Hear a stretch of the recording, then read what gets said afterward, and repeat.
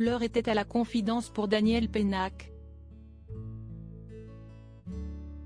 Invité de l'émission C'est à vous, France 5, le mercredi 6 avril 2022 pour parler de sa nouvelle pièce de théâtre, l'écrivain a accepté de se confier sur le deuil de son frère.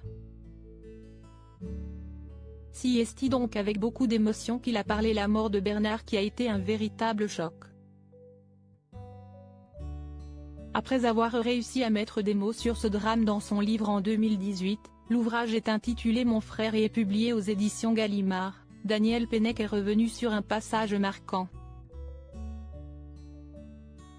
Dans les premières semaines qui suivent la mort de mon frère, j'ai perdu l'usage de mon corps.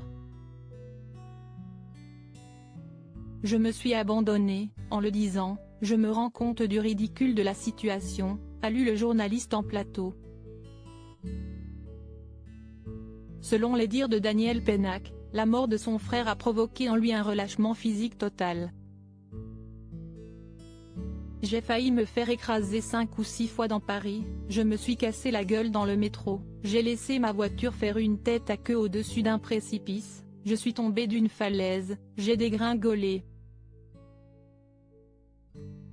A-t-il confié en direct de France 5. Puis, Daniel Pennac a ajouté, je n'ai jamais eu peur, ni sur le moment ni en y repensant, pas du tout. Si est à dire, il y avait réellement un abandon de moi, comme ça.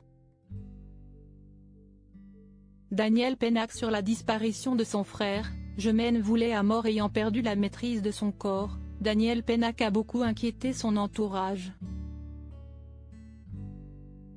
Ça a inquiété mon entourage. Alors je me suis dit bon, je vais me reprendre en main mais impossible. Si est assez fréquent, quand on perd des gens proches, qu'on a aimés, on a le sentiment qu'ils sont partis en emportant les souvenirs.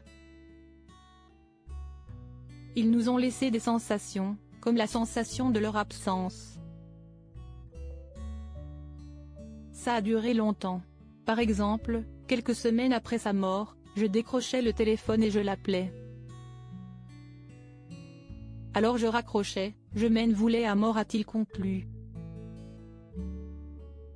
Loading widget.